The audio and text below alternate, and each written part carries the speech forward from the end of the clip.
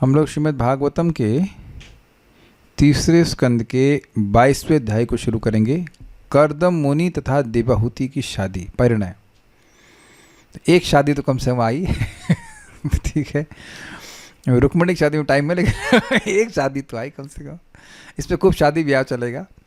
लेकिन अब आप जानते हैं कि पिछले अध्याय के अंत वाले सेक्शन में कर्दम मुनि के आश्रम में मनु महाराज आए अपनी बेटी के संग और अपनी पत्नी के संग, और वहाँ पर उन्होंने उनका स्वागत किया और उनका गुणगान किया। और गुणगान में था कि यदि आप अपना विजयी रथ कह लीजिए लेकर ना चलें, आपके रथ टंकार जो क्या कहेंगे धनुष की टंकार से ना हो, तो सारे दस्यु जो हैं वो सब वर्णाश्रम की व्यवस्था को नष्ट कर देंगे। ऐसे करके उनका गुणगान किया। उसके बाद मनु महाराज नहीं, उसके बाद कर्दम मुनि चुप हो गए और फिर उनसे मनु महाराज कुछ कहने लगे। तो क्या कहने लगे, सब बातें इस अध्याय में आप सुनेंगे और भी बातें सुनेंगे। तो मेरे पीछे बोलिए। मैत्रेय उवाच। मैत्रेय उवाच। भाई देखिए, अगर आपको क्लास के समय फ़ोन अटेंड करना है तो मैत्रेय मुनि की बात मत सुनिए। इतना तेज हो गए हैं कि आप एक कान से कथा, ओहो वो कथा, वो कल वाला ने आशीर्वाद सुन लिया ना, मेरे 10,000 कान दीजिए ताकि एक कान से हम बात कर सके फ़ोन से, बाकी कान कथा में लगा दिया। ही होगा ना। भगवान ने एक काम गलती किया, 2 कान नहीं देने चाहिए, एक ही कान देने चाहिए। तो कथा सुनो, ये फ़ोन सुनो, ये गड़बड़ नहीं करिए, मूड नहीं ख़राब करिए, ठीक है। मूड नहीं खराब करिए। फिर देखो हम भी डांट लगाएंगे और घर वाले भी डांट लगाएंगे, तो बचेंगे फिर कहाँ बचेंगे आप, दोनों तरफ डांट पड़ेगी, है कि नहीं। वो चीज़ ठीक नहीं है। तो चलिए। मैत्रेय उवाच। मैत्रेय उवाच। एवं आविष्कृता शेष गुण कर्मोदयो मुनिम्। एवं आविष्कृता शेष गुण कर्मोदयो मुनिम्। सव्रीड इव तं सम्राट् उपारतम् उवाच। सव्रीड इव तं सम्राट् उपारतम् उवाच। मैत्रेय उवाच। मैत्रेय उवाच। एवं आविष्कृता शेष गुण कर्मोदयो मुनिम्। एवं आविष्कृता शेष गुण कर्मोदयो मुनिम्। सव्रीड इव तं सम्राट् उपारतम् उवाच। सव्रीड इव तं सम्राट् उपारतम् उवाच। मैत्रेय उवाच। मैत्रेय उवाच। एवं आविष्कृता शेष गुणकर्मोदयो मुनिम्। एवं आविष्कृता शेष गुणकर्मोदयो मुनिम्। सव्रीड इव तं सम्राट् उपारतम् उवाच।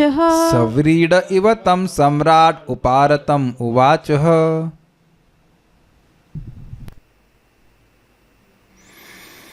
श्री मैत्री ने कहा, सम्राट के अनेक गुणों तथा होना चाहिए बस तथा कार्यों की महानता का वर्णन करने के पश्चात मुनि शांत हो गए और राजा ने संकोचवश उन्हें इस प्रकार से संबोधित किया। एवं यानी इस प्रकार जैसे उन्हें बहुत सारी सुंदर शब्दों में वर्णन किया उनके गुणों का, स्वयंभू मनु का। अशेष गुण कर्म उदयः। अशेष मतलब, शेष मतलब बचना और अशेष मतलब कुछ नहीं बचना, अर्थात समस्त। उनके समस्त गुण और कर्मों की महानता का। अभी उदय का मतलब, महानता मतलब देखिए, उदय से किसका बोध हो रहा है?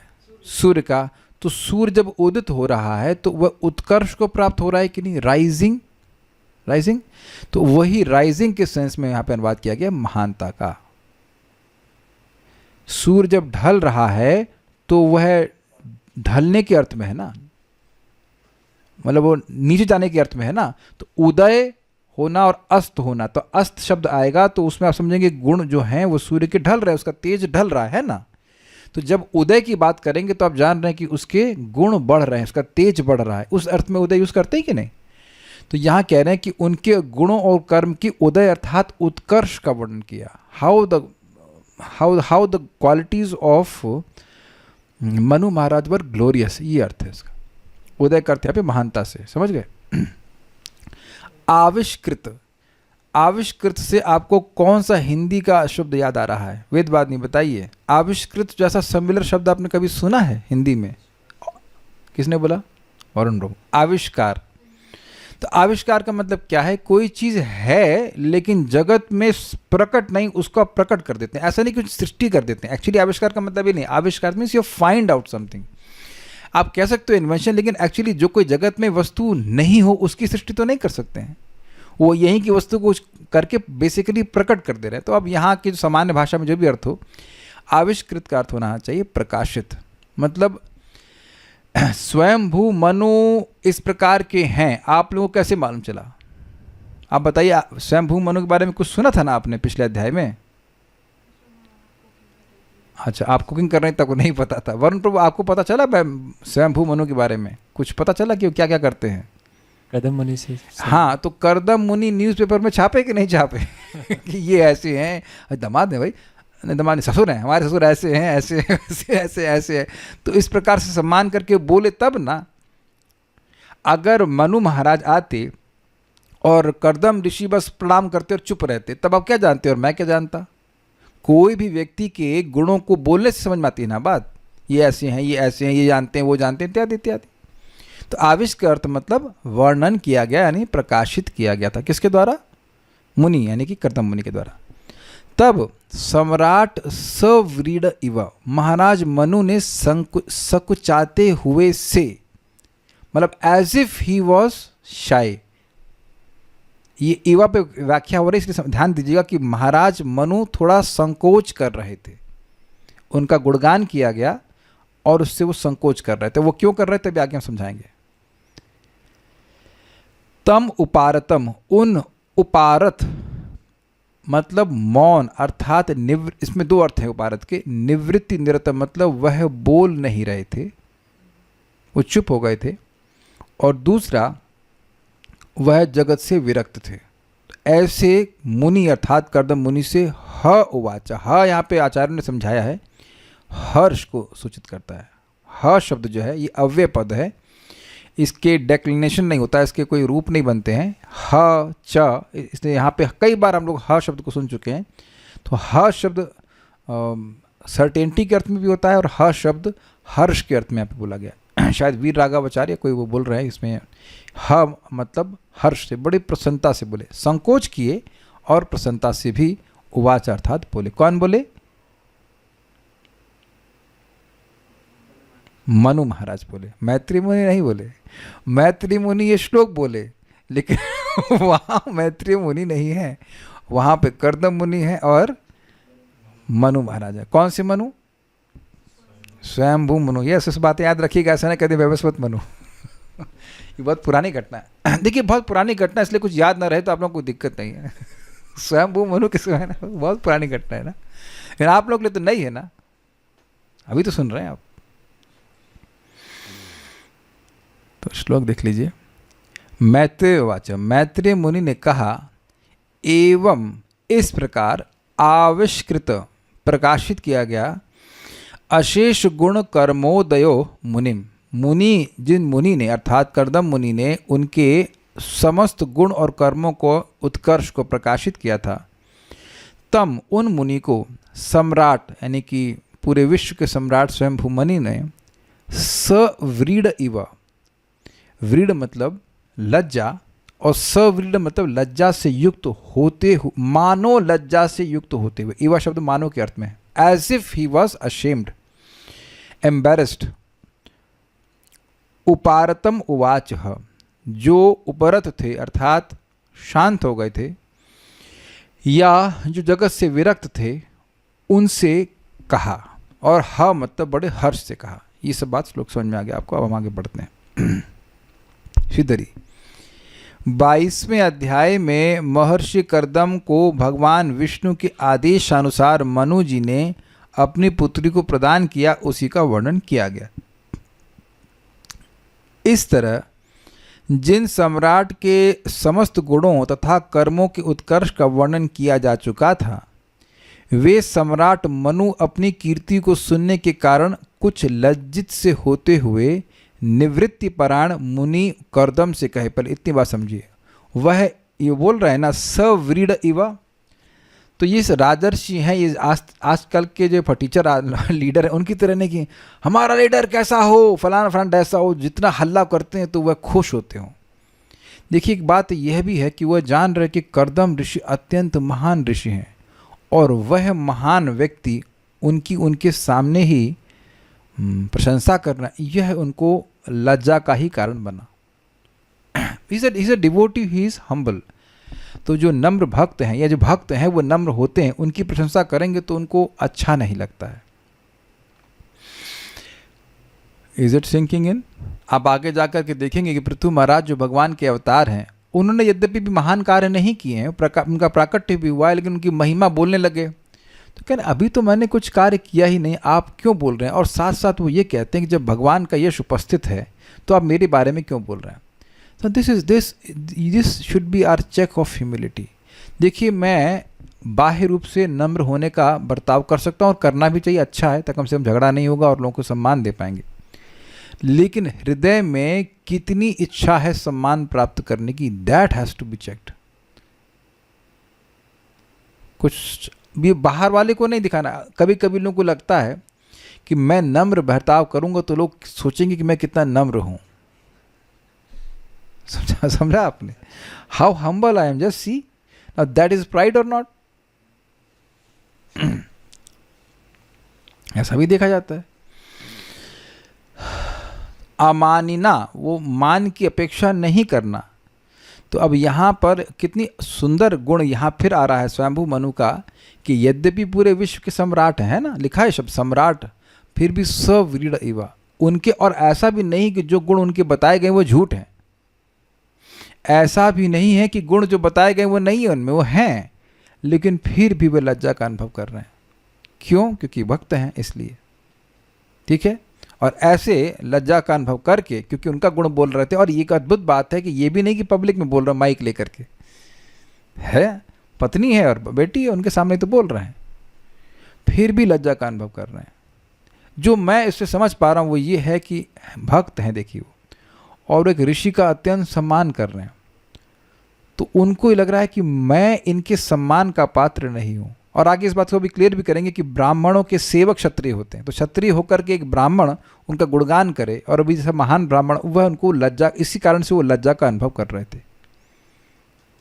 Is it sinking in? ठीक है। अच्छा, दूसरा अर्थ है, ये वर्ड इंटरेस्टिंग है, अथवा लज्जित से वे, मतलब मानो लज्जित हो इसलिए हो रहे थे कि मुनि उनके आग्रह का कहीं प्रत्याख्यान न कर दें, अर्थात अस्वीकार न कर दें। अब ये समझिए बात क्या हुई। क्या अभी वो बोले हैं कि मेरी बेटी से शादी कर लीजिए? लेकिन देखिए पिछले अध्याय के अंत में कर्दम ऋषि बोले थे कि यहाँ मेरे इस आश्रम में आपके आने का प्रयोजन दुष्टों का सहार और धर्म की संस्थापना नहीं हो सकता है। फिर भी आप जो कुछ कहें बोलेंगे उसको हम सहर्ष स्वीकार करेंगे, निष्कपट भाव से। याद आ रहा है? तो वह समझ गए कि ये हम किस आशय से आए हैं, मतलब स्वयंभू मनु समझ गए कि कर्दम मुनि समझ गए हैं कि हम किस आशय से आए हैं।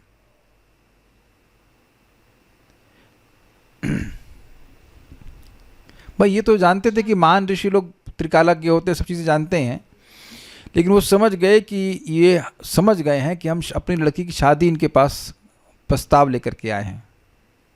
तो एक मन में डाउट रहता है कि शादी स्वीकार, मतलब क्या कहें, रिश्ता स्वीकार करेंगे या नहीं करेंगे। ये देखिए जो बैचलर हैं वो समझ ना पाएंगे, लेकिन हमने देखा है चीज़। हम तो जब शादी, मतलब इन द सेंस जब मेरे एक रिश्तेदार की शादी की बात हो रही थी वहाँ पे, तो लड़की वालों की तरफ से एक संशय रहता है, लड़का मान लो बहुत अच्छा है, वो बातचीत पहले अरेंज मैरिज इसी प्रकार से होती है ना, वो आए सामने बैठी, वो भी बैठे बातचीत करे, ऐसे करके होता है, ये हमने देखा है कुछ। तो बहुत बार नहीं बनती है बात। तो लड़की वालों की तरफ से मन में एक भय रहता है कि शायद लड़का इतना अच्छा है, मना कर देगा तब। हम जो बात बोल रहे हैं वो कितने लोग समझे हैं इस बात को? एक वक्त हाथ खड़ा कर रहे हैं। आप भी अरे आपके तो ठीक है, समझ रहे हैं एटलीस्ट। तो अब आप समझ रहे हैं कि किसी की लड़की की शादी, लड़का बड़ा अच्छा है, योग्य है, सब कुछ है, तो अब आप रिश्ता करने के लिए जा रहे हैं। अब आप लड़की मत बनिए ना लड़के बनिए, आप बाप बनिए, क्योंकि बाप को लड़की, बाप मैंने पिताजी को लड़की की शादी की बड़ी चिंता होती है। कोई बात कहीं विरोध हो तो जरा हमको प्लीज़ चैट पे बता दीजिए कि हम कोई विरोध कर रहे हो। स्पेशली माताओं की बात कर रहा हूँ, जिनकी शादी अरेंज करवाई गई है, तो आपके पिताजी को बड़ी टेंशन होती थी ना, लड़की की शादी नहीं हो रही, ये हो गया, फलाना करना। जहाँ तक मुझे याद आ रहा है, प्रभुपाद जी की माँ, वो उनकी बेटी शायद 12-13 साल की हो गई थी, कह रही इसकी शादी नहीं करोगे तो मैं गंगा में कूद जाऊँ। इतना उस समय इतनी जल्दी शादी होती थी। तो अब एक बड़ी टेंशन रहती है पिता को कि हम जा तो रहे हैं, लड़का भी बड़ा अच्छा है, पता नहीं स्वीकार करेंगे नहीं करेंगे, क्या कहीं दहेज ना मांग लें। उसका यार यहाँ तो दहेज क्या मांगेंगे, लेकिन पॉइंट इज इतने अच्छे वर को जिसको भगवान विष्णु ही आज्ञा दी, तो ऐसा ना हो कि ये मना कर दे,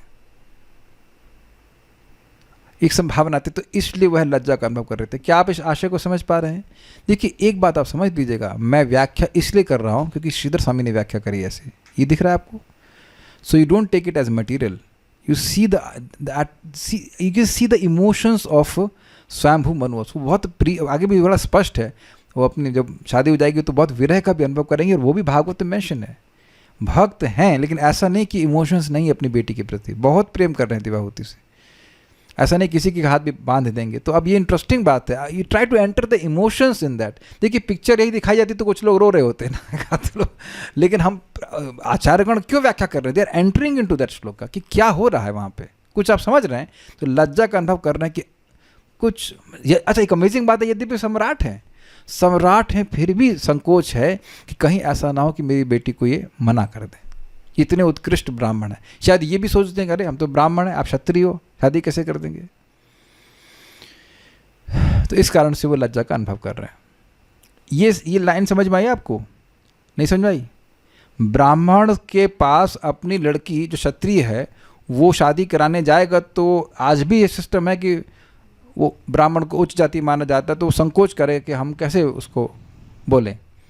तो अब कितनी अद्भुत बात है कि विश्व के सम्राट हैं लेकिन इतने नम्र हैं कि हम ब्राह्मणों को में अपनी लड़की कैसे दे सकते हैं। ब्राह्मण कोई व्यक्ति हमारे क्षत्रिय कन्या को क्यों स्वीकार करेगा? क्या समझ पा रहे हैं? इसलिए वो लज्जा का अनुभव कर रहे थे। सारा दर्शनी इस 22वें अध्याय में प्रिय भाषी राजा स्वयंभू मनु तत्वज्ञ कर्दम ऋषि को अपनी कन्या देवहूति का दान करके अपने राज्य में लौट आए, यह वर्णित हुआ। इतनी सी बात है, और उसको व्याख्या हम आगे सुनेंगे। आविष्कृत अशेष गुण कर्मोदय, आविष्कृत का अर्थ है प्रकाशित हुआ। ठीक है, ये समझ में आ गया।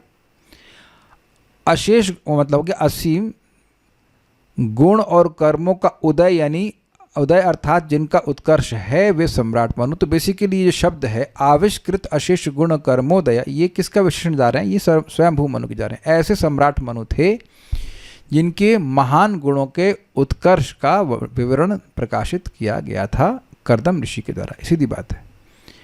अब ये इंटरेस्टिंग है, उपारतम अर्थात कथन से विरत, जो बोलना अब और नहीं चाह रहे थे। तो एक प्रश्न है कि बोलना क्यों नहीं चाह रहे थे? देखिए, ये आप उन्नत भक्तों का संगत मिलेगा तो आप ये देखेंगे, हमने अनुभव किया है कि भगवत वार्ता के अलावा अगर उन्हें कुछ व्यवहार में भी बोलना होता है तो बहुत लिमिटेड होता है। It's not that they hate, they just don't want to speak anything about Krishna. भाई जिस विषय में बात करेंगे उसी का स्मरण होगा।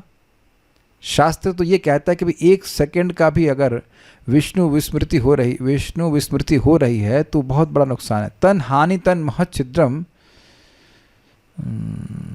तन वही सबसे बड़ी हानि है, वही सबसे बड़ा छिद्र अर्थात गलती है, जिसमें यत मुहूर्तम क्षणम वापि वासुदेवम न चिंतयेत, जिस मुहूर्त में या जिस क्षण में भगवान वासुदेव का चिंतन नहीं किया जाता है। ये स्टैंडर्ड है महान भक्तों के लिए, तो वो भगवान की ही बात करते हैं।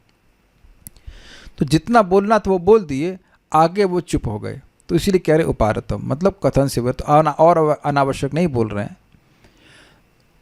अथवा निवृत्ति निरत, निवृत्ति निरत का मतलब होता है कि यहाँ निर्वृत्ति शब्द नहीं है, यहाँ निवृत्ति निरत, निवृत्ति में नितराम रत, इस जगत की अनासक्ति में अत्यंत रत, absolutely detached from this world. अब एक प्रश्न आप लोग के मन में आएगा, अरे ये कैसी व्याख्या कर रहे हैं, अभी तो इनके मन में शादी की इच्छा है। देखिए बार बार मैं इसको रिपीट कर रहा हूँ, शादी की इच्छा है, भोग की इच्छा नहीं है। और आगे के चैप्टर्स में एकदम क्लियर हो जाएगा। ये बड़ा कॉम्प्लिकेटेड इनको समझना। और यहाँ तक कि एक शब्द है, आप ढूंढ लेना, अलुप्त महिमा। जब ये आगे इनसे कहेंगी भी कि संतान चाहिए और वो महल वहल बना देंगे सारा कुछ, और उनके संग दाम्पत्य जीवन जी भी रहे हैं, तब भी अलुप्त महिमा, ही डजंट फॉरगेट हिमसेल्फ।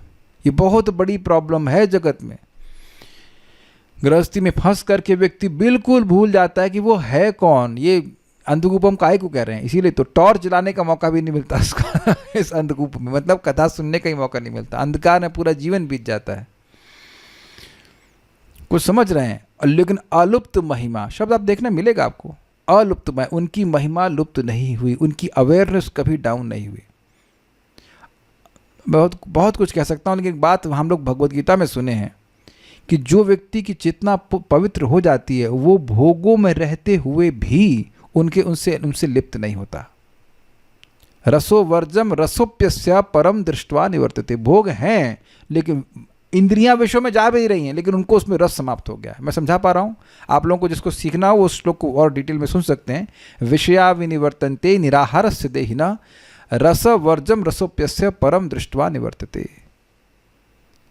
और कुछ एग्जाम्पल आप समझ ही सकते हो भाई, जैसे आप लोग कहीं जा रहे हैं रास्ते में और शराब की दुकान पड़ती है, तो ना उसमें आपकी आंखों ने शराब को देखा, लेकिन कोई रस है वो उधर ना, कोई भी रस नहीं है। हो सकता है कि मान लीजिए कहीं कोई कुल्फ़ी देखिए तो उसके मन में आ जाए कि हम कुछ खा लें इसको, हो सकते हैं पुराने कुछ भावना आ जाए, मतलब शराब देखकर कुछ नहीं होता। तो जरूरी नहीं कि आपकी आंख का संपर्क किसी इंद्रिय विषय से होगा then you are testing also. क्या मैं इसको समझा पा रहा हूँ? बड़ी डीप बातें हैं ये। ज़रूरी नहीं है कि कुछ आप देखें या सुने तो उसको उसके रस का अनुभव ही करें।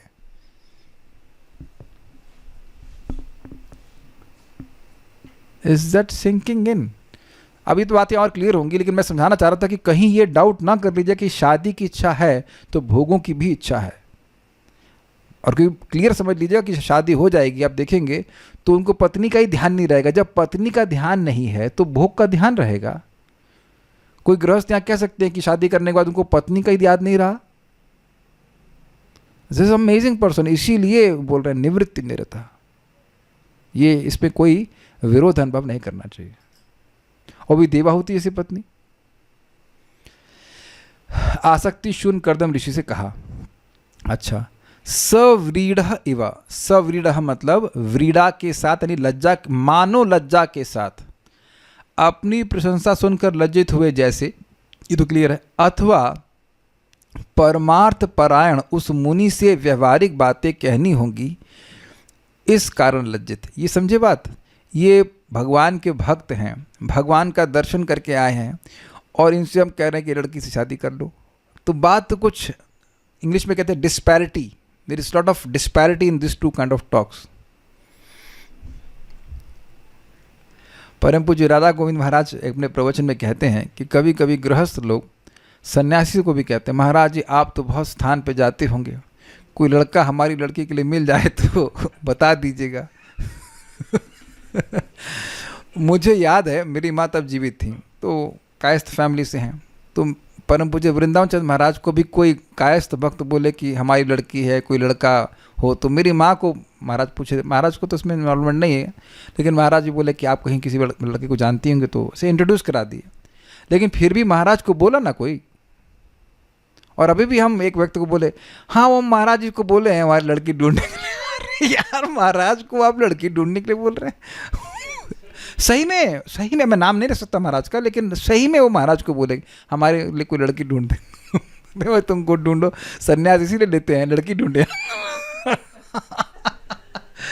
और लज्जा भी नहीं आती लोगों को। अरे भाई ठीक है, गृहस्थ भक्त कह दो, समझ में आती बात, लेकिन ये क्या है, सन्यासी बोल रहे हैं।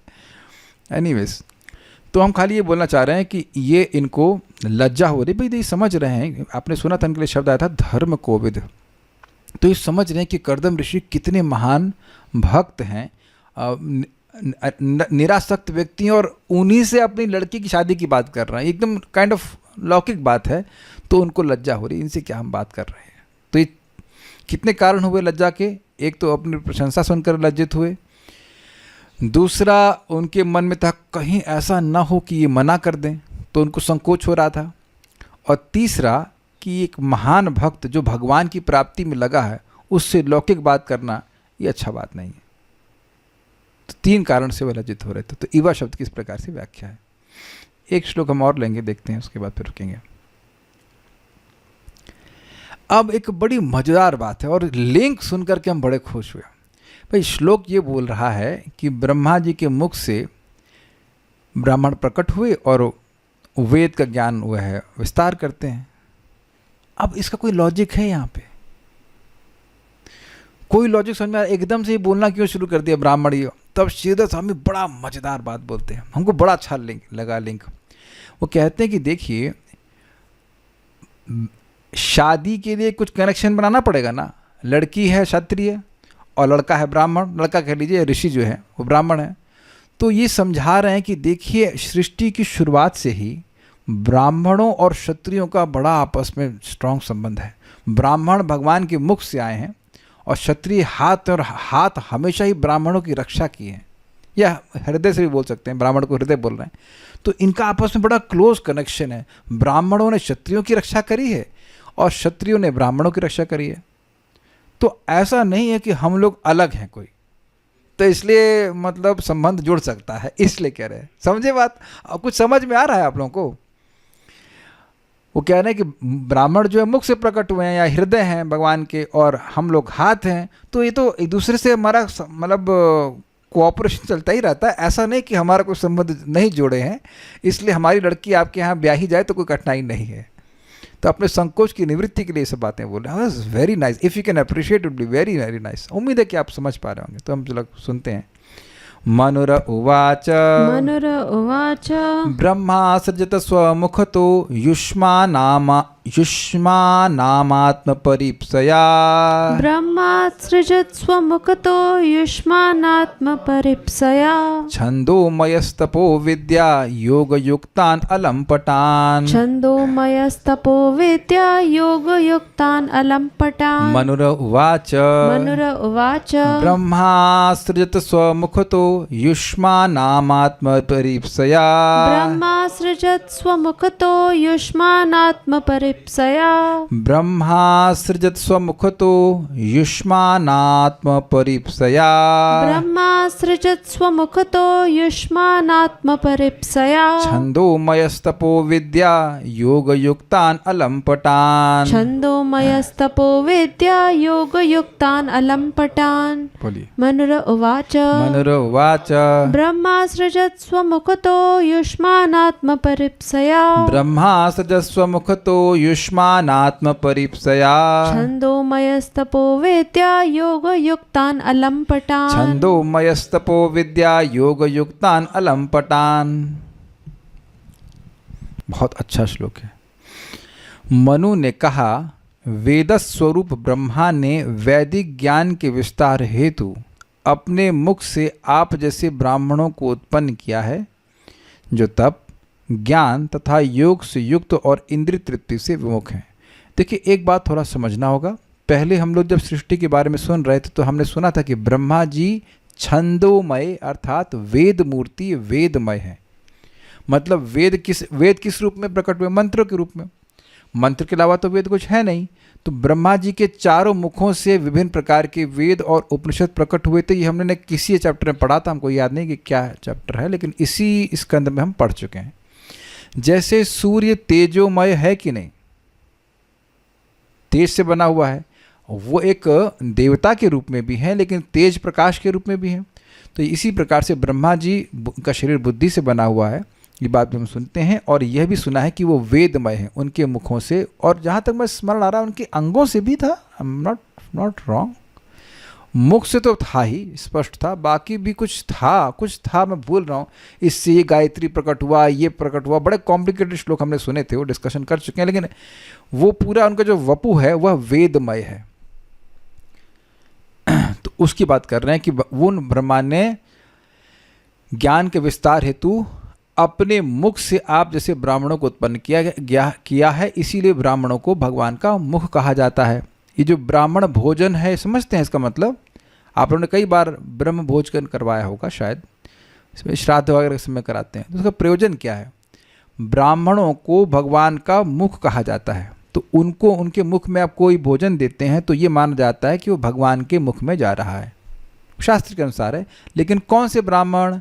जो ज्ञान का विस्तार करते हैं। मुख में कोई श्रुति रखे तो ठीक है, और सुरती रखे तो वह ब्राह्मण नहीं है। ये चेक कर लीजिए। पहले मुंह खोलो, वादे ही, मतलब माता यशोदा की तरह मुंह खोलो, तो मुंह में अगर पान है, मुंह में अगर वो बीड़ा बोलते हैं, क्या बोलते हैं, पान, और वो गुटखा, हाँ गुटखा, देन ही इज़ नॉट ब्राह्मण, इज एब्सोल्यूट नॉट ब्राह्मण। सुबह 8 बजे उठे तो ब्राह्मण नहीं है। देखिए, लड़की तो ब्राह्मण की शादी करवाइएगा अगर ब्राह्मण लड़की है तो, अगर लड़की भी ब्राह्मण है तो ब्राह्मण लड़के से ही कराइएगा। मेरे भाषा समझ रहे होंगे, मैं काफ़ी सारा टॉन्ट मार रहा हूँ उसमें।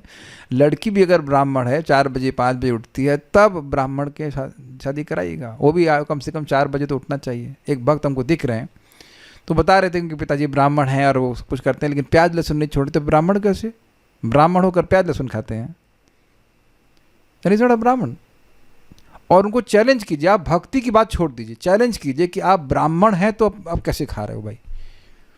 आप हमको भक्ति करने दो या ना करने दो अलग बात है, आप कर्मकांड भी कर रहे हैं, तो आप ये ब्राह्मण होकर के कैसे प्याज लहसुन खाते हैं? आपका कुछ इंटरेक्शन ऐसा रहा है? वो लोग भी खाते थे प्याज लहसुन? नहीं खाते थे। सो वेदवादी हैज सम एक्सपीरियंस ऑफ कर्मकांडी ब्राह्मण। जो पक्के ब्राह्मण है, he can not, actually can not, it's not possible. Anyways, अब इस पे पहले श्लोक पे जाते हैं। अन्वय, छंदोमय मतलब वेद मूर्ति। ये समझ पा रहे हैं सब लोग? वेद मूर्ति का मतलब, वेद जो हैं वह शब्द रूप हैं, सारे मंत्र हैं कि नहीं, ऋचाएं उसमें हैं अनेक प्रकार की, और वह सारी की सारी ब्रह्मा जी से ही प्रकट हुई हैं। तो वेद जो हैं वो ब्रह्मा जी के ही प्रकट हुए हैं, और इसलिए ब्रह्मा जी को वेद मूर्ति कहा जाता है। उन ब्रह्मा जी ने आत्म परिप्सया, अब ये इंटरेस्टिंग शब्द है, इसको समझिए, अपनी रक्षा के लिए विस्तार करके तपह विद्या योग, तपस्या ज्ञान और योग से युक्तान, अर्थात युक्त तथा अलंपटान। लंपट मतलब समझते हैं, यहाँ पे लंपट का मतलब है एक पुरुष जो बहुत स्त्रियों के पीछे भागे, उसको लंपट कहते हैं। तो अलंपट मतलब इंद्रिय तृप्ति से विमुख। युष्मान, आप लोगों को स्वमुखतः अपने मुख से असृजत रचा है। अब इसको समझ लीजिए, बड़ा इंटरेस्टिंग टॉपिक है। सबसे इंपॉर्टेंट वर्ड जो इसमें है वह आत्म परिप्सया, वो समझने वाला है। ये तो समझ में आ रहा है कि ब्रह्मा जी ने अपने मुख से ब्राह्मणों की सृष्टि करी, लेकिन अपनी रक्षा करने के लिए ब्राह्मणों की सृष्टि करी, ये समझ में आ रहा है कुछ आपको? ये ही पॉइंट इसमें समझने वाला है। देखिए, अभी बोला गया कि ब्रह्मा जी कैसे हैं, वो वेद मूर्ति हैं, वेद स्वरूप है, ठीक है? तो वेदों की रक्षा यानी कि ज्ञान की रक्षा कैसे होती है, आप बता सकते हैं वेदवादिनी? ओके, वेदवादिनी, ये बताइए कि वेद की रक्षा कैसे हो सकती है, ज्ञान की रक्षा कैसे हो सकती है? ज्ञान की रक्षा कैसे होती है? ज्ञान लुप्त ना हो जाए, उसका प्रचार होना चाहिए। बस यही मैं सुनना चाहता। Thank you, understood. ज्ञान की रक्षा एकमात्र प्रचार के द्वारा होती है। क्या ये सब लोग समझे? हम आगे नहीं बढ़ेंगे जब तक आप समझ नहीं पाएंगे। किसी को ना समझ रहा हो तो हाथ खड़ा करे। You only preserve knowledge by propagation. सबको स्वीकार है? जैसे आप लोग सुनते ही हो कि वेद लुप्त हो गए, कि क्यों लुप्त हो गए बताइए? क्योंकि उसका प्रोपगेशन नहीं हुआ। भगवत गीता का ज्ञान भी लुप्त हो गया। कितने लोग मेरा समर्थन करेंगे कि भगवत गीता का ज्ञान लुप्त हो गया? नहीं लुप्त हुआ, प्रभुपाद जी ने इसका प्रोपगेशन किया है। आप देखो कि प्रभुपाद का कितना बड़ा योगदान है। भागवत लुप्त हो गई, कितने लोग इस बात का समर्थन करेंगे? नहीं हुई ना? प्रभुपाद जी ने तात्पर्य दिए हैं, अनुवाद दिया है, सब कुछ दिया है कि नहीं? आप समझ सकते हो। This is very very important. अगर आपको याद हो तो भगवान गीता में 4 अध्याय में इसी बात को कहते हैं, एवं परंपरा प्राप्तम इमं राजर्षि विदुः स कालेन महता योगो नष्टः परम तप। काल के महत् प्रभाव से इसका प्रवर्तक का अभाव हो गया। जो राजों की राज ऋषि की परंपरा थी, भगवान ने किसको दिया था? सूर्यदेव को दिया था। विवस्वान सूर्यदेव को दिया, फिर उन्हें श्राद्धदेव मनु को दिया, फिर उन्हें इक्ष्वाकु को दिया। इस प्रकार से परंपरा में ज्ञान प्राप्त हो रहा था, कहीं ना कहीं वो ब्रेक हो गया। तो एक बात हमको समझना चाहिए कि ज्ञान कैसा भी हो वह विस्तार करने से ही टिकता है इस जगत में। क्या सबको स्वीकार है इस बात को? तो अब यहाँ ऐसा नहीं है कि ब्रह्मा जी मर जाएंगे ब्राह्मणों के बिना, लेकिन ब्रह्मा जी का एक स्वरूप क्या है? वेद। वेदमय स्वरूप है, यानी वेद यानी ज्ञान, उसकी रक्षा के लिए ब्राह्मणों को उन्हें सृष्टि करी। आप लोग को ब्रह्मा जी आके पढ़ाते हैं, वेदवाद नहीं आपको ब्रह्मा जी आके पढ़ाए, कल्याणपुर को पढ़ाए होंगे नहीं? तो आप जान रहे हैं कि कोई भक्त हैं, ब्राह्मण हैं, जो शास्त्र समझ रहे हैं, परंपरा में समझे, वो हमको समझाएं। Is it not simple? तो अब अगर वह ना समझाएं तो वह वो ज्ञान मर जाएगा। मैं एग्जाम्पल आपको देता हूँ, जैसे भृगु संहिता है, तो भृगु संहिता, ओके, आप वेदवादी भृगु संहिता क्यों नहीं पढ़ी? आप तो एस्ट्रोलॉजी में अच्छा जानती थी, तो अच्छा बता पाती, काहे नहीं पढ़ी भृगु संहिता? आपको पता है, बताइए क्यों नहीं पढ़ी? Why I have no knowledge of Bhrigu Samhita? Mike बताइए, क्यों नहीं पढ़ा? अच्छा एक बताइए, माइक लीजिए, आप किसी को जानती हैं जो भृगु संहिता को जानते हो? जी। वो आप उनके पास मालूम को मैं भेज दूँ कि उसको पढ़ा दीजिए, तो वो पढ़ाएंगे? आपको नहीं पता? नहीं पढ़ाएंगे, नहीं पढ़ाएंगे। समझ में आई बात? मैं नाम नहीं रखूंगा, जो बड़े ज़बरदस्त एस्ट्रोलॉजर हैं, लेकिन उनका कोई लड़का एस्ट्रोलॉजी करना नहीं चाहता, वो सब बन के वकील, और वह अपना ज्ञान किसी को देना नहीं चाहते एक्सेप्ट किड्स। अब वो मरे, मालूम पता नहीं टाइम कब है, लेकिन कोई जाने, लेकिन अगर वह मर गए तो ज्ञान लुप्त हो गया कि नहीं? Got it? अगर इसी तरह से फिजिक्स पढ़ाई जाती, इसी तरह से केमिस्ट्री पढ़ाई जाती, तो आप लोग कुछ केमिस्ट्री पढ़ पाते? तो आप देखो कि जो भौतिकतावादी हैं वो इस भारत के ब्राह्मणों से श्रेष्ठ हैं। अग्रीड? इस मामले में श्रेष्ठ हैं कि नहीं? वो जाति देख करके नहीं पढ़ाते। आपकी जो बीकॉम थी वो अपनी मम्मी से पढ़ी हैं, कितनी अमेजिंग बात है ना। आपकी माँ संस्कृत पढ़ाती हैं, सब आपको ही पढ़ाती हैं। बस आप सोचिए कि अगर आपकी माँ संस्कृत पढ़ाती, मैं वेदवादी को बोल रहा हूँ, तो कितने लोग को संस्कृत का ज्ञान होता? कुछ भी नहीं। सो एक बात बिल्कुल क्लियर समझ लीजिए कि हमारे पास अगर कोई ज्ञान है, स्पेशली मैं स्पिरिचुअल नॉलेज की बात कर रहा हूँ, और उसको हम नहीं दे रहे हैं दूसरों को, then we are the cause of at least हमारे पॉइंट पे उस ज्ञान को खत्म करने का कारण बन रहा है। अरे कुछ नहीं दे सके तो कम से कम हरे कृष्ण मंत्र तो दीजिए। By propagation we preserve. तो उम्मीद है कि बात समझ में आ रही होंगी कि आत्म परिचय का मतलब क्या? जो इनका एक वेद स्वरूप है, जो ज्ञान है, वह ज्ञान की रक्षा करने के लिए उन्हें ब्राह्मणों को अपने मुख से सृष्टि करी है, ये बात कहते हैं। समझ में आ गई? इसीलिए ब्राह्मणों को बहुत महत्व दिया जाता है, क्योंकि वह वेद की बात बोलते हैं। इसीलिए ब्राह्मणों को भूसुर कहा जा गया, पृथ्वी के देवता, पृथ्वी के देवता। मनुर्वाचा, लेकिन कौन से ब्राह्मण को? जो वेद का ज्ञान प्रदान करे। मनुवाचा ब्रह्मा सृजत स्वमुखतो, ब्रह्मा जी ने अपने मुख से ही सृजन करा। युष्मा नाम आत्म परिचय, आप लोगों की सृष्टि करी। किस लिए करी? आत्म परिचय, अपनी रक्षा करने के लिए।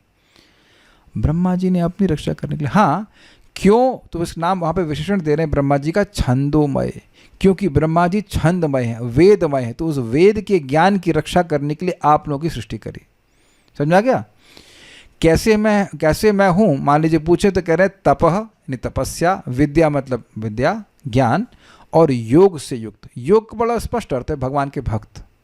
जो योग मतलब ही होता है जोड़ना, जब इंद्रियों को भगवान की सेवा में जोड़ा जाता है तभी इसको योग कहते हैं, स्पष्ट। और अलंपट, 4 गुण एक ब्राह्मण के होने चाहिए। तपस्या होनी चाहिए, अर्थात इंद्रियों का संयम होना चाहिए, उसको शास्त्र का ज्ञान होना चाहिए, विद्या होनी चाहिए, योग युक्त अर्थात भगवान का भक्त होना चाहिए, और अलंपट होना चाहिए। ये नहीं कि दारू मतलब 4 नियमों को भंग कर रहा हो, कहे मैं ब्राह्मण हूँ। तो ये बात बिल्कुल स्पष्ट है। किसी को भी, किसी भी ब्राह्मण को देख करके आप कुछ दे रहे हैं, दान दे रहे हैं, कुछ कह रहे हैं, तो ये चीज़ देख लीजिए कि क्या ऐसा तो उसकी वृत्तियाँ नहीं हैं। तो आप देख लीजिए कि यहाँ पे भी मनु महाराज उनको सम्मान दे रहे हैं, लेकिन गुण देख करके सम्मान दे रहे हैं। इसीलिए इनको कहा गया था धर्म कोविदा श्रीधरी। देखिए, कोई अगर अब नाम जप ना करे और सुबह ना उठे, इसे क्या समझ में आएगा भागवतम? और फिर वो क्या ही समझाएगा? ऐसा तो नहीं मैं 8 बजे 9 बजे ब्रश कर रहा हूँ, उसके बाद आकर आप लोग को भागवत पढ़ा रहा हूँ 10:30 बजे। I mean this is disgusting, this is not possible. Don't go to, मतलब आप लोग जा भी नहीं रहे हो, लेकिन ऐसा करना ही नहीं चाहिए। इसीलिए मैं भक्तों को बोलता हूँ, have visible Sadhana, there is otherwise there is chance of becoming invisible. दिखने चाहिए, आप लोग दिखने चाहिए, दिखने चाहिए, मेक सेंस, दिखने चाहिए।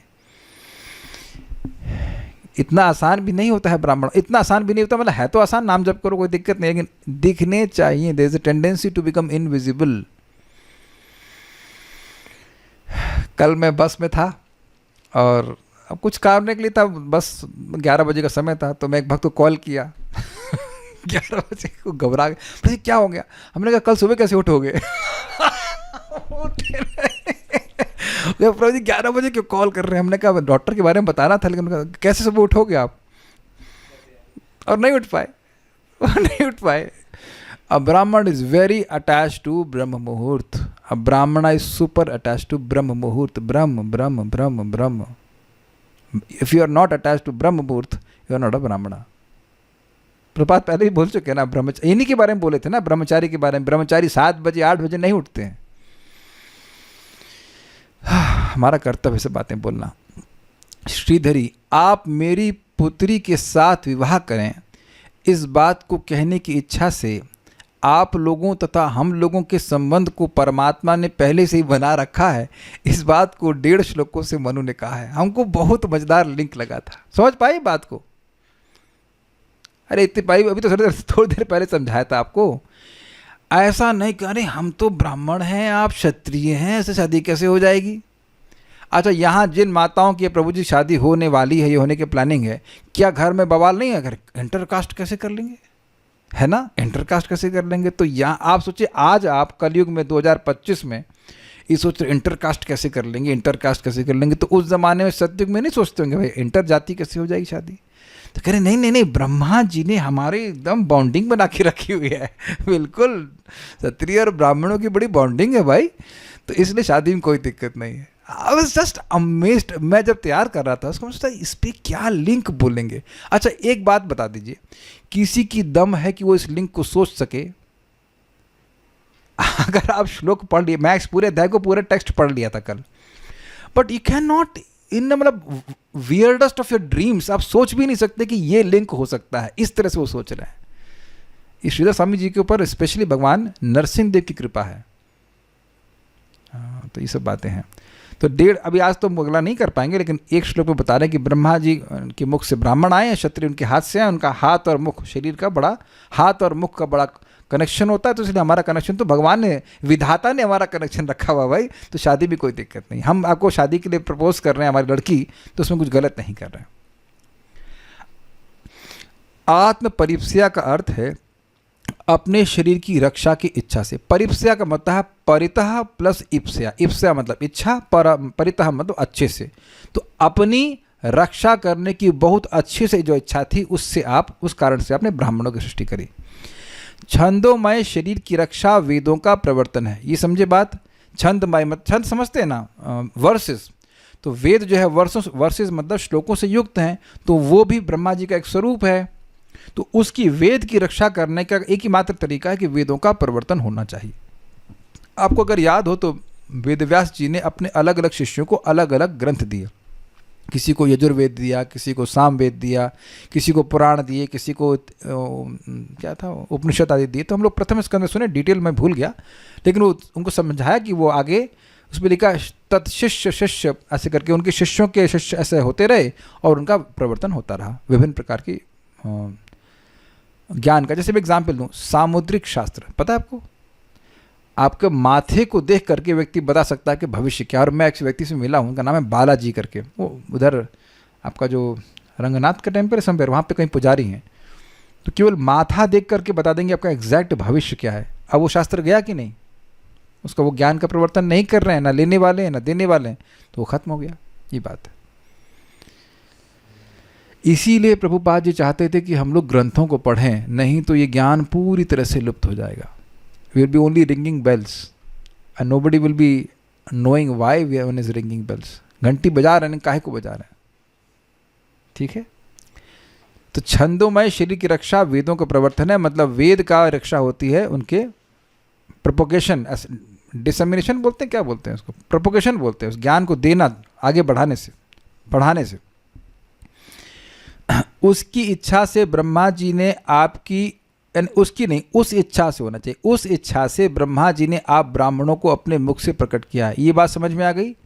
ब्राह्मण का क्या गुण है? पठन पाठन, पठन मतलब पढ़ना और पाठन मतलब पढ़ाना, पठन पाठन यजन याजन दान प्रतिग्रह। तो पठन पाठन जब पढ़ेगा तो पढ़ाएगा भी। इट इज़ नॉट सफिशिएंट कि आप 4-5 घंटे पढ़ रहे हो ना, तब ब्राह्मण का पूरा गुण नहीं आया। कुछ समझ रहे हैं कि हाँ 7 घंटे भागवत पढ़ रहे हैं, बड़ी अच्छी बात है, लेकिन पढ़ाने का भी गुण होना चाहिए। समझ गए ना? समझे? सांस ले रहे हैं तो सांस छोड़ना भी तो पड़ता है कि खाली पास लेते ही जाएंगे। समझे? ब्राह्मण का हृदय उदार होता है, जो उस ज्ञान को समझता है कि इस ज्ञान से लोगों का कल्याण होगा, तो वह ज्ञान दूसरों को देता भी है। And it's such a joy to give this knowledge, it's amazing. इसलिए कह रहे हैं कि ब्राह्मणों को मुख से उत्पन्न किया। भाई मुख के अलावा और भी कहीं से हम बोल सकते हैं, कान से नाक से नहीं बोल सकते। तो मुख बोलने का अर्थ है स्पेशली मुख, कि वह ब्राह्मण का मुख्य कर्तव्य है कि वो मुख से बोले, मुख्य कर्तव्य। सारार्थ दर्शनी, मैं बार बार इसलिए रिपीट कर रहा हूँ कि मेरे बोलने के बाद भी लोग अज्ञान में ही रहेंगे। वो ऐसे ब्राह्मण को देंगे जो अपने मुख से खाएगा तो बहुत कुछ, लेकिन बोलेगा कुछ भी नहीं। तो जो ज्ञान नहीं दे रहा है उसको आप क्यों दोगे कुछ भी? ना you can give him prasadam, that's a different thing, but why? ऐसी अग्नि में आहुति देने का क्या मतलब है जो प्रकाश नहीं दे? Is it okay? Sarartha Darshini, जब मनु महाराज ने सहसा अपनी कन्या को प्रदान करने का प्रसंग उठाया तो उसके अस्वीकार होने की आशंका से पहले ब्राह्मण और क्षत्रिय के बीच कौन सा संबंध है उसको युक्ति के साथ कह रहे हैं, ब्रह्मा आदि 1.5 श्लोकों से। ये समझ में आ रहा है? युक्ति मीन्स लॉजिक के साथ। छंदोमय अर्थात वेद स्वरूप ब्रह्मा। आत्म परिप्सया मतलब छंदोमय ब्रह्मा जी ने अपने वेद प्रवर्तन के द्वारा पालन करने की इच्छा करके, अर्थात वेद का प्रचार करना चाहकर, युष्मान अर्थात आप ब्राह्मणों को अपने मुख से उत्पन्न किया। ये तो समझ में आ रहा है ना कि वो चाह रहे थे कि वेद उनका स्वरूप है, वेद का ज्ञान प्रिजर्व रहना चाहिए, इसलिए ब्राह्मणों की सृष्टि करी। तात्पर्य, वेदों का उद्देश्य परम सत्य के दिव्य ज्ञान का प्रसार है। अब एक इंटरेस्टिंग बात है, वेद को प्रिजर्व करने की क्या जरूरत है? इस पर मैंने नहीं बोला। वेद को प्रिजर्व करने की जरूरत ही क्या है? भाई देखिए, जीव यहाँ जगत में दुख क्यों भोग रहा है? भगवान से विमुख होकर के। तो वेद का केवल 3 ही टॉपिक हैं, संबंध, अभिधेय और प्रयोजन। जीवात्मा का भगवान से क्या संबंध है, उसको कैसे जागृत कर सकते हैं, अभिधेय, और प्रयोजन है भगवान का प्रेम। तो वेद अगर नहीं रहेंगे तो जीव तो कभी जगत से बाहर निकलेगा ही नहीं। Do you agree? क्योंकि अपने संबंध को भगवान से कभी समझेगा ही नहीं। सब स्वीकार है ना? तो इसलिए वेदों का प्रवर्तन होना बहुत जरूरी है, ताकि उस ज्ञान को प्राप्त करके जीव इस जगत से बाहर निकले। क्लियर? वेदों का उद्देश्य परम सत्य के दिव्य ज्ञान का प्रसार है। ब्राह्मणों की उत्पत्ति परम पुरुष के मुख से हुई, फलतः उनका कार्य वेद ज्ञान का प्रसार करना है, जिससे भगवान की महिमा का प्रसार हो। अब देखिए, ये स्पष्ट है कि ब्राह्मण भक्त का मतलब है उससे भगवान की महिमा बोलनी चाहिए। एक भक्त हमको बोले कि आप कुछ करते नहीं हैं, अब वो YouTube का प्रवचन सुनने के बाद भी बोले कि आप कुछ करते नहीं हैं। क्या ये सब पढ़ना, उसको समझना, समझाना, ये कुछ करना नहीं हुआ? वेदवादिनी, आपकी माँ भी संस्कृत ही पढ़ाती है ना, तो सैलरी मिलती है ना उनको कुछ, तो कुछ नहीं करती हैं, तो बिना कुछ किए ही उनको सैलरी मिल जाती है। कितना मूर्खतापूर्ण प्रश्न है ना कि आप कुछ करते नहीं हैं। आप मेरे को पूछ रही हो क्योंकि आपने YouTube का प्रवचन सुना, तो कुछ लाभ हुआ तब ना पूछ रही हैं। आपको अगर आपको लगा कि आप वो प्रवचन सुन करके आपका टाइम खराब हुआ तो आप उसमें नंबर लेती हैं, अपना जहमत समझते हैं, जहमत उठाती हैं कि नंबर लीजिए और पूछिए कौन है, क्या है। So people are so little foolish. ये सबसे बड़ी कृपा है कि अगर हम किसी व्यक्ति के हृदय में शास्त्रीय श्रद्धा दे दें भगवान के संबंध में, क्योंकि अगर वो आ गई तो वो भगवान के पास चला जाएगा। अगर हरे कृष्ण मंत्र में आपने सहायता कर दी कुछ श्रद्धा देने में या भागवत में, उससे बड़ी आप सेवा कर नहीं सकते। मेरे गुरु महाराज का शब्द है ये। The highest service is to create faith in the hearts of other living entities. You can not do any other higher service, there is no other higher service. और प्रमाण भगवद गीता में स्पष्ट है, ये यद य इदम परमम गोयम मद भक्तेषु अभिदासति भक्ति मयि पराम कृत्वा माम एवेशत न संशय। ये जो इस परम गुह्य ज्ञान को भक्तों को देता है वह मेरी शुद्ध भक्ति को प्राप्त करके मेरे पास आता है। ये सबसे इंपॉर्टेंट है। अज्ञान में ही जीव दुख पा रहा है, तो ये कह रहे हैं कि ये कार्य करना चाहिए। तो ब्राह्मणों का कार्य है भगवान की महिमा को बोलना। और कभी कभी ब्राह्मण क्या करते हैं, तुम्हारा जो मन हो उसी को तुम भगवान मान लो। हाँ, ये उदार गुरु है। भगवद गीता में भी श्री कृष्ण कहते हैं कि समस्त वेद पूर्ण पुरुषोत्तम भगवान को जानने के लिए होंगे। तो कृष्ण कह रहे हैं कि वेद जो है वो पूर्ण पुरुषोत्तम भगवान को जानने के लिए। तो वो कौन है पूर्ण पुरुषोत्तम भगवान? वो श्री कृष्ण ही है। यहाँ विशेष रूप से उल्लेख है योग युक्तान अलम पटान, कि ब्राह्मण योग युक्त होते हैं और इंद्रिय तृप्ति से अनासक्त होते हैं। वास्तव में दो प्रकार की वृत्तियाँ होती हैं, एक तो इस भौतिक संसार में इंद्रियों की तृप्ति और दूसरी वृत्ति आध्यात्मिक अर्थात ईश्वर का गुणगान करके उन्हें प्रसन्न करना। जो इंद्रिय तृप्ति में लगे रहते हैं वे असुर कहलाते हैं, और जो भगवान के यश को फैलाते हैं या भगवान की दिव्य इंद्रियों की तृप्ति करते हैं वे देवता कहे जाते हैं। यहाँ इसका विशेष रूप से उल्लेख हुआ है कि ब्राह्मण उस विराट पुरुष के मुख से उत्पन्न हुए, इसी प्रकार क्षत्रिय उनकी भुजाओं से, वैश्य उनके कटिभाग अर्थात मतलब कमर से, तथा शूद्र उनके पांवों से उत्पन्न बताए गए हैं। ब्राह्मण तप विद्या तथा ज्ञान के निमित्त उत्पन्न किए गए हैं। वे समस्त प्रकार के विषय भोगों से अनासक्त रहते हैं। और वो अब इसमें अगले वाले में नहीं जाऊंगा क्यों रहते हैं, क्योंकि भगवान के यश का विस्तार करना अत्यंत सुखप्रद होता है।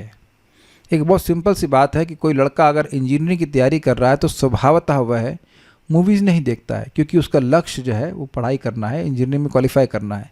तो भगवान की भक्ति के, भगवान के यश का विस्तार करना और उसमें ही लगे रहने की एंजाइटी नहीं कहना चाहिए, एब्जॉर्प्शन जो है वो सुख है, वो स्वाभाविक रूप से भोगों से व्यक्ति को विरत कर देता है।